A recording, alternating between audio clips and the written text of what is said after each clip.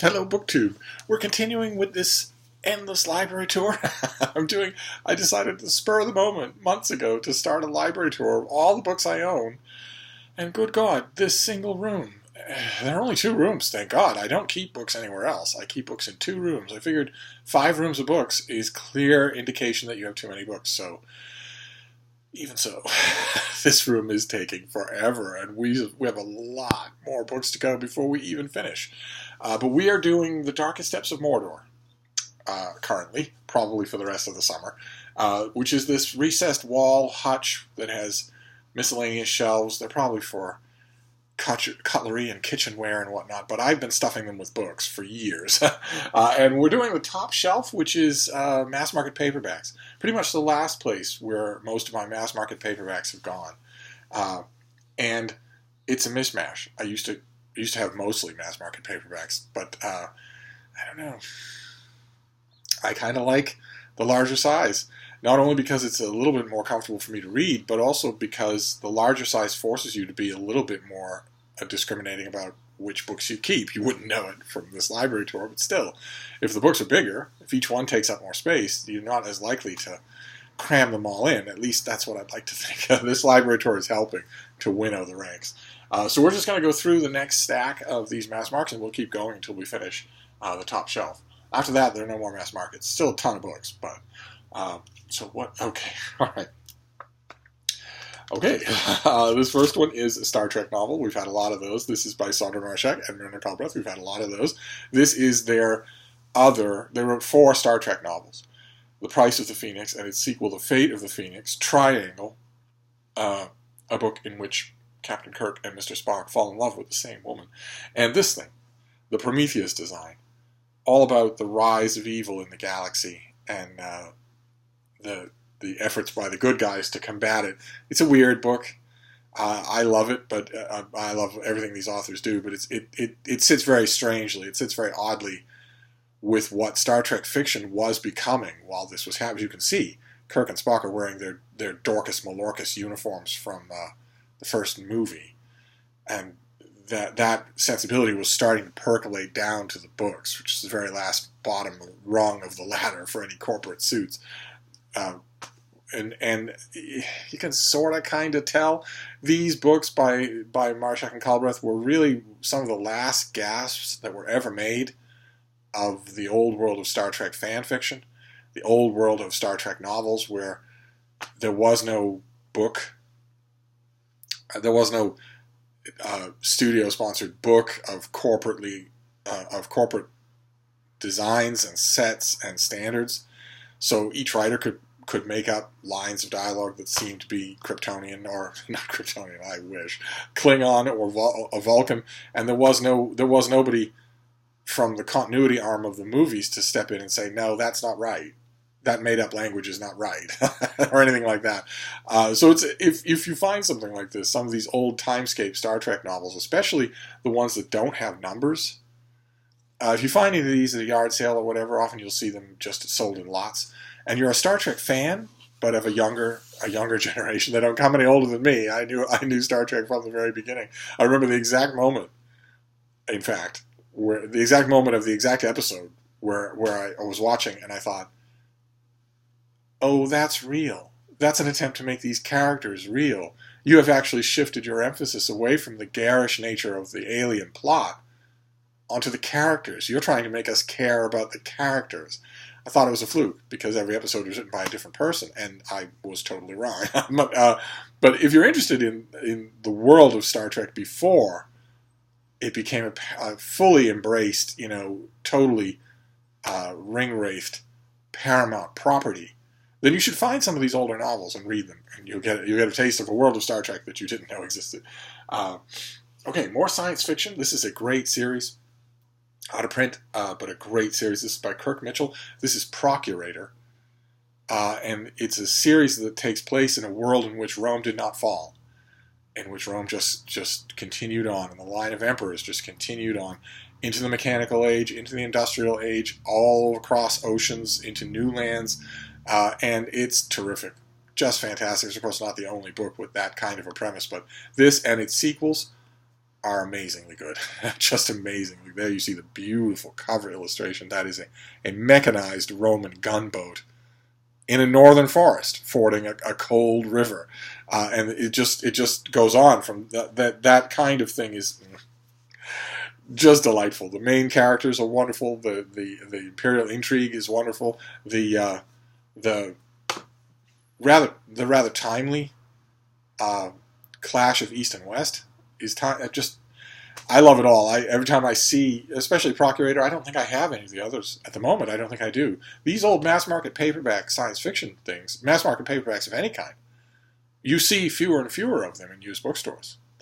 Unless somebody sells a whole lot of them at one time, then you won't. It used to be that these were all that used bookstores had. Now you hardly see them. It's a simple matter of attrition, since publishers don't make them anymore, and haven't in decades. You're going to see fewer and fewer of them. So I don't think I've seen Procurator, much less its sequels, in any used bookstore, and I don't know how long. I think this is the only one I have left.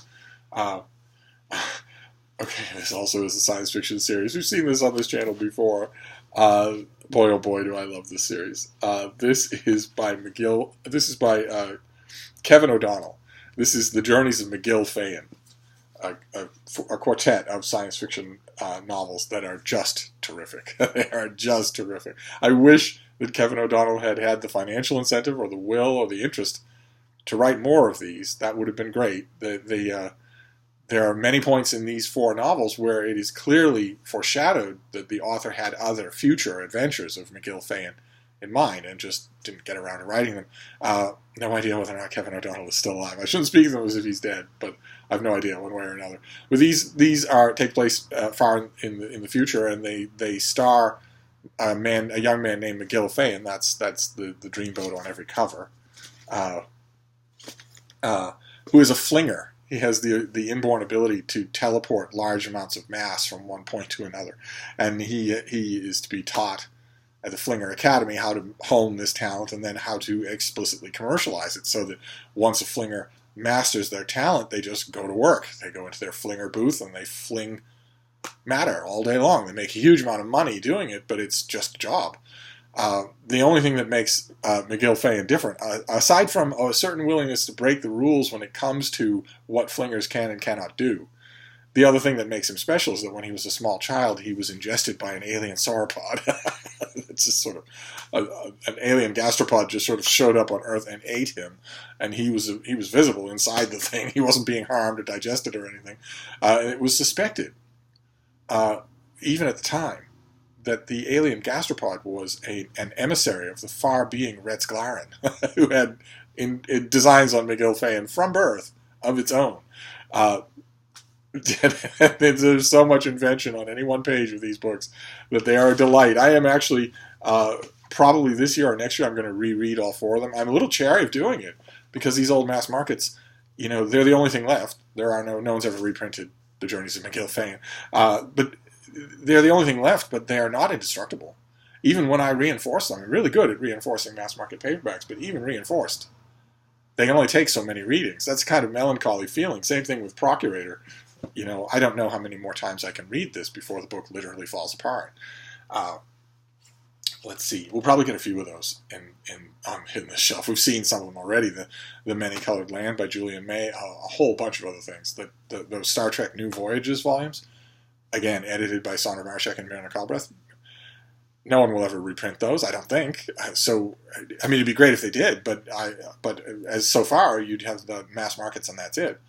Okay, all right, this next one is odd. I have had a lot of these, and I have been largely disappointed by them. In a series like this, that's going to happen. I wish that it hadn't happened quite so often. This is the Object Lesson series from Bloomsbury, and it is, they're very small, short, hand-sized introductions to certain random subjects. So, in a way, it's almost Bloomsbury's answer to the very short introduction series from Oxford. These object lessons deal with a more scattershot and idiosyncratic menu of things to talk about. This one, for instance, is Margaret Grebowitz on whale song. But there are some on jet lag, on pills, on tumors, on email, and all sorts of other things. I mean, it's a huge lineup by now. And I've read them all, and it's distressed me how many of them have seemed sort of pointless, sort of aimless trots through Wikipedia and elsewhere. This one wasn't quite so bad, although I mean the reasons why I ended up dissatisfied with this particular volume is because, and again, I'm just trusting that all of you have been around here long enough to know that I don't intend to sound quite so insufferable as these words alone will sound. There's no way. If you have to offer an excuse like that ahead of time, you're hopeless. But nevertheless, some of you will at least nod and know what I mean. I am not a monster. All I seem to be doing is uttering famous last words. The reason why this particular book on this particular subject disappointed me was not because it was shallowly done. It was because I have actually studied whales. I have actually studied whale song. So I knew at every turn how much of a simplification this little thing was. But I still liked it. It still had nice turns of phrase. We've gone over this in this library tour before with those books on English monarchy. When you get a series like this, your author has two choices. They can either, quickly glom things like the Encyclopedia Britannica before the internet, or Wikipedia in the age of the internet, and just regurgitate something that has no life in it at all. Or they can assume that you can do those things too, and so not do them. Instead, a thoughtful, personal, even poetic meditation on the subject. This comes closer to that than far too many of these things do. So that's why I kept it, even though I've had stacks of them. And I've kept scarcely any. I bet there aren't any more on this shelf, even though the shelf is crowded with mass markets. Okay, all right. This is Kenneth Flint's fantasy novel, A Storm Upon Ulster. This is the cover that I went with. It had there was a mass market before this that had a different cover. I went with this one. Can't imagine why. This is Kenneth Flint briefly in mass market paperbacks did a whole series of fantasy retellings of tales from the Red Branch saga from Irish folklore. This is the story of Hugh Cullen, but there are many others, and this is my favorite one. It's such an irresistible story. Just the original is such an irresistible story. It is so perfect that virtually any novelistic retelling of it is going to work.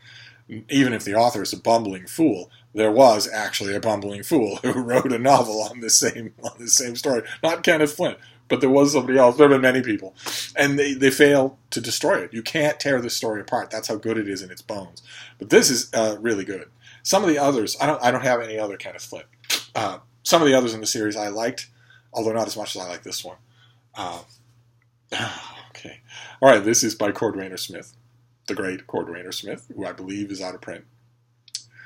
Classic illustration of how science fiction and fantasy eats its young. They destroy their progenitors. So this is the instrumentality of mankind. This is 14 stories drawn from Cordwainer Smith's interconnected stories about a far future world, the same world in which is set his novel Norstrilia. And these stories are incredible. I'm off the top of my head not remembering what's in here, but I know I'm going to love them all. Mark Elf is in here. Queen of the Afternoon is in here. What Think Blue Count 2 is in here. What a story. Oh my god, what a story. Also, the Colonel who came back from nothing at all is in here. A deeply impenetrable thing that I just love. And Cordwainer Smith is great. This is where to even start with this author. Where to even start. He is so fantastic. And yet, if you are an 18-year-old science fiction fantasy fan who hasn't read every encyclopedia, who's just turned on to the genre, maybe Patrick Rothfuss turned you on to the genre and you're wondering what else is out there, and you go to the science fiction fantasy section of your local Barnes & Noble, you will not see probably 4/5 of the books that made the genre great, of the books that made, people like me and Mark Richardson go into the bookstores and become science fiction fans and start to spread the word and be the sales that allowed the whole genre to start in the first place, and to jump from the pulps and short stories into novels and have its own section in the bookstore. The reason that science fiction and fantasy have their own section in a Barnes & Noble is because of old-time fans who loved stuff that new fans will not see on those shelves. And a lot of that stuff is great. So there's no argument to be made from quality. It's just that the reprint culture for science fiction and fantasy, also in large part for mystery, even for romance, the three tentpole genres, the reprint culture for them is not very good, especially science fiction and fantasy. So as far as I know, you won't find Cordwainer Smith or half the people that we're talking about. And that's a shame. I realize that the industry is money driven, but someone who has not, if you have not read the short stories of Cordwainer Smith and you're a science fiction fan, correct that right away. Whatever way you have to do it, correct that right away. Go online and find a cheap copy of The Instrumentality of Mankind or The Best of Cordwainer Smith or something. Find the cheapest copy that you can and have it sent to you and give it a read. Okay, this is a DAW yellow spine thing. This is, oh, how strange. Okay. Okay, I don't really know. I don't really know what explains this, but I'm glad to have it. Oh my, okay, it has lots of great stuff in it. This is Heroic Fantasy. Just a random anthology volume from DAW. Once upon a time, DAW did these mass market paperbacks. We've seen a few of them. I don't have any right to hand here. You could easily distinguish them because of these yellow spines, and that's how you can distinguish them in used bookstores too. Because of course DAW doesn't do these anymore. I haven't done them in 50 years. But if you're at a used bookstore's science fiction section and you see these yellow spines, you have struck gold. This is just a collection of fantasy stories, including a lot by fantasy authors who have long since vanished. No one even knows their names. Okay, all right, this is a science fiction novel. This one has been reprinted with a terrible cover, if I remember correctly, and only once. But this is David Drake and Carl Edward Wagner. These are two great hack military science fiction authors. David Drake, I believe, is the greatest military science fiction author of them all. And Carl Edward Wagner, oh boy, you will not be bored in a novel by Carl Edward Wagner. You will not. You won't exactly be challenged in the upper tippy-top tree branches of your intellect, but you won't be bored. And they teamed up for a book called Killer, simply called Killer, in which this covers a bit of science fiction cheese because the vaguely Roman figure there is firing a laser. But in reality, this is a story about a killer alien who comes to Earth during the Roman Empire. So no lasers and no weird science fiction versions of Roman soldiers. Just Roman soldiers is what it is. And this creature is semi-intelligent, and all other living animals hate it. And it has claws and extra senses and super strength, and it's a killing machine. It's made to kill, and it comes to Earth at a time when the great juxtaposition of this novel is, of course, that there's no technology to defeat it. It's just the Romans. It's all with swords, and it started as a short story. The short story is terrific. I wish in cases like this, always, or in the case of something like Australia or a million other science fiction short stories, I wish that when the novels that these were made from came out, the novel would include the short story, but they don't. They never do. And this is the story of one Roman game hunter, a man whose job it is to procure big game animals for the amphitheater, for the Colosseum. It's the story of him facing off against this thing and realizing right away, or relatively soon, that it isn't from Earth, and not caring, because this man has the greatest hunter type cliche animating him, where this thing is now, this time, it's personal. And this is a terrific novel. But I also I might as well use this as a plug, because I don't know where we'll encounter him again in this library tour. But I mentioned that Carl Edward Wagner, he is a mucker. He is a bare-knuckle storyteller. Just terrific. David Drake is more than that. David Drake actually has lots of narrative skill, lots of ability with the language. I'm not sure if that is still true. I admit, since I'm not Thomas at SFF 180, I don't get every science fiction novel in the world, even when I want them, even when I ask for them. And David Drake is still publishing novels. I don't have any idea if Carl Edward Wagner is still alive, but David Drake is still writing, and I have fallen away from his fiction. Every time I randomly get one, or I see one at a library sale, something new with a very distinctive cover illustration design, you can't get away from it's Bane, I think. When I see one of those and I get one, I buy it and read it, and I always like them. But I can certainly vouch for all of his older stuff.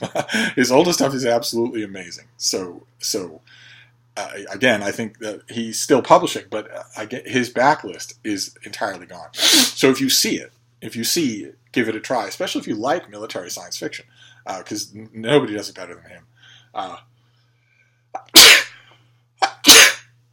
Let's see here. Okay, we get a little break from science fiction here. This is a giant historical novel from the 70s. Is that right? From the 70s? 1984. This is by Gary Jennings, and this is a Journeyer. Look at that old cover. There was a reprint of this that had no cover illustration at all. It was just the word Journeyer on the cover. But this has the full opulent 70s style cover illustration. And this is a novel, a gigantic novel about Marco Polo and his adventures in the East. And it's terrific. Absolutely terrific. Gary Jennings also had a hit with his book Aztec, but I think Journeyer is by far the better book, by far the best thing that I know that this author's written. I really need to give, he wrote a book about 10, 12, 15 years after this called Raptor that starred a hermaphrodite. The main character had a sort of a totally unconventional sexual identity. And at the time, it was a huge book, gigantic. And it took place in a time, in a historical setting, that historical writers of historical fiction almost never touch on, and the late dark ages of the dwindling Roman Empire. And I really liked it, but I think I would probably like it a lot more now if I tried it. I think a lot of it went by me at the time. And it also had, the mass market for that had a terrific cover design, because I think it had a step back as well.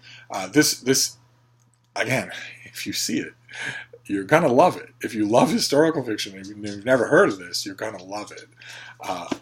And let's see. Oh, okay. All right. We've seen Golden Guides before. These little paperback guides to nature in all its abundance. They came out 60 years ago, and they were a hit. Mainly, I think, because of the size. They were perfect to stick in a backpack. And they were so small and so cheap that teachers could buy one for each of their class and hand it out to them, and so on and so forth. And there's no groundbreaking, comprehensive information in any of these things. They are really introductions, and by far the most popular book in the Golden Guide series was this one, their guide on birds. This one is blue. I have actually 2 copies. But this has had so many editions that you can find it in any form, just looking like everything under the sun. And this, I know every page of it by heart. This has one bird species on each page, an illustration, and then a quick paragraph describing them, and then a look at their distribution throughout North America. And it just goes on like that, one after another after another. So you can just, it tells you a little bit about them. It tells you their sexual dimorphism, so that you know what the males and females look like together. And it also gives you, when it can, these lovely illustrations, you can't make it out in this light, but these lovely illustrations give you a vague, just quick, impressionistic idea of where you will see these things. And I think the thing is a work of art. I think it's just a work of art. I love my Golden Guide to Birds. Let's see. Okay, this is,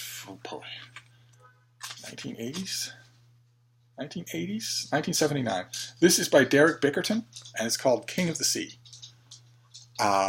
Terrific mass market paperback novel. This is about a man who, through a series of vicissitudes in his own life, comes to know a pod of dolphins in the open ocean. And not as a trainer and not as a natural historian or an observer, but as one of them. He comes to live with them in the open ocean.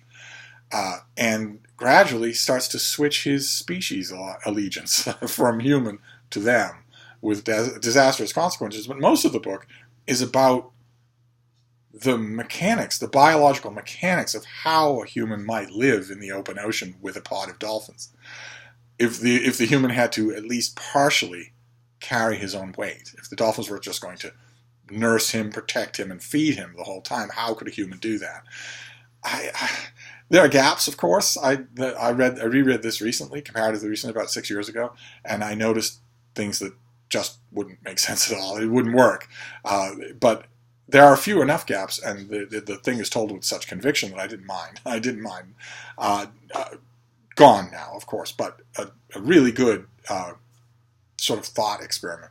With a couple of good dramatic moments. There are a couple of good dramatic moments in here.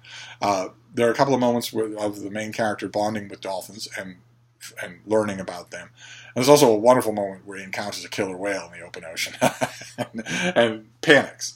Absolutely panics, as you pretty much will if you encounter something the size of a city bus that has the brain of a Harvard graduate student and has a mouthful of teeth and jaws that can crush metal. You encounter something like that in the open ocean, you are going to have a moment. You're going to have a moment. I've encountered them many times. Not when I can only imagine when this character encounters one. He is in the water. He's not on a craft of any kind. He's in the water. The character makes a very good observation at that point that no wonder, he says, no wonder there's no record of killer whales killing humans. There wouldn't be anything left of the human. There'd be nothing to make a record of. It would just be lost at sea. This next one's in a bag. Oh my! Oh, it is in a bag. Okay. Okay, this is this is C.S. Forster, the creator of Horatio Hornblower. I don't know why I have this in a bag, unless it's so fragile it's just going to fall apart. This is his book, The African Queen, which some of you will know as a movie, with Humphrey Bogart and Katharine Hepburn.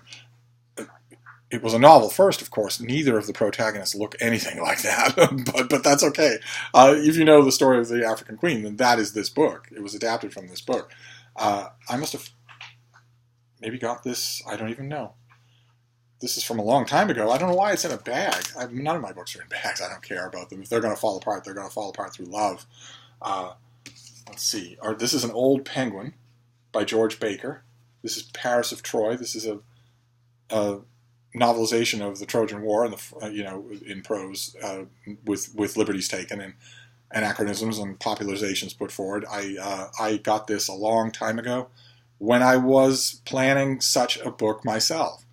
I thought, I will make this scholarly. I will lean heavily on the best parts of all of the books that have done this before me, all the way back to Quintus of Smyrnius, and I will write a sedate and staid and very a sort of a scholarly tribute to the Iliad that I have loved so much.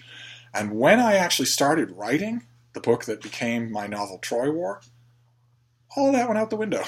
It all went out the window. I don't even remember writing Troy War. It was the only book I've ever written, the only thing I've ever written that actually felt like what you always hear from authors, like it was coming through me from somewhere else. It doesn't read like anything else I've ever written in fiction, and it's unsettling to me even today to go back and read it. I love it, of course, but I didn't need this book. I didn't need any other books on the subject either. And Paris of Troy by George Baker, I don't remember being particularly good, so I don't know why I kept it, except maybe sentimental value because of Troy War. Okay, this is an old mass-market paperback of Raymond Chandler. It's called The Simple Art of Murder. And it starts off with his great signature essay. But it moves on from there. It's The Simple Art of Murder is just a few pages long, and then this is just more short stories of Raymond Chandler. It starts off with that to sort of highlight that it's in this book and that it headlines this book. And it should, because The Simple Art of Murder, everybody who reads mystery novels really should read that essay. Anybody who reads fiction of any kind really should read that essay. I really wish, you read it and you wish it were longer.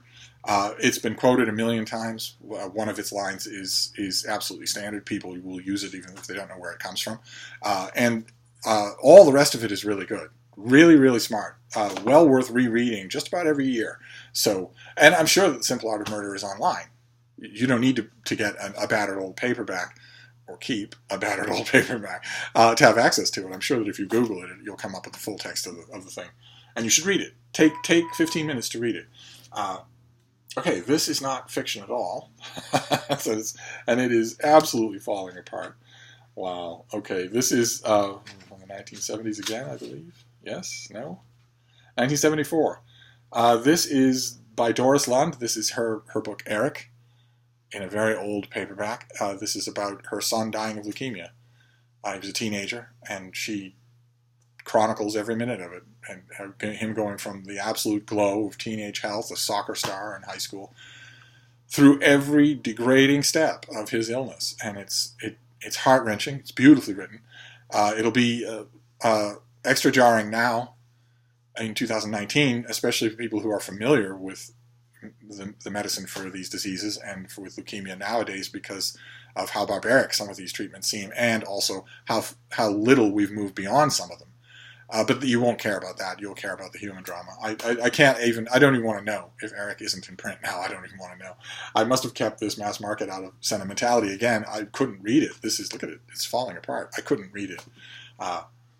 And then the last book for this time around, this is, okay, this is Tom Cullen's book. This is probably, not to be a broken record here, but this is also from the 70s a little bit. 1965. This is When London Walked in Terror. His hyperventilating, breathless account of Jack the Ripper, of the Jack the Ripper murders. It's really good. It doesn't stray from orthodoxy of fact and inference, but it is told in an absolutely breathless, melodramatic fashion, so that it's meant to be a page turner. Which is, when I read this originally, I thought, okay, isn't writing it that way just a bit insensitive? Are you implying that the death and butchering of 5 women is not page-turning material enough that you need to step in and help it? But it's irresistible. It's absolutely irresistible. I don't think this is in print. I think it's a classic of popular Jack the Ripper. It's a classic of popular audience ripperology, but I don't think anybody would ever reprint it now. And I wish they would, because this is the mass market, and mine is... I could reinforce this all until the day is done. It still wouldn't be standing up to another read. And that is it. That is the next stack in this library tour. These library tour videos would be a lot shorter if I didn't natter on so. But I'll try to control that tomorrow. We'll come back tomorrow and do another stack of mass markets. And we'll see you then. Thank you, BookTube.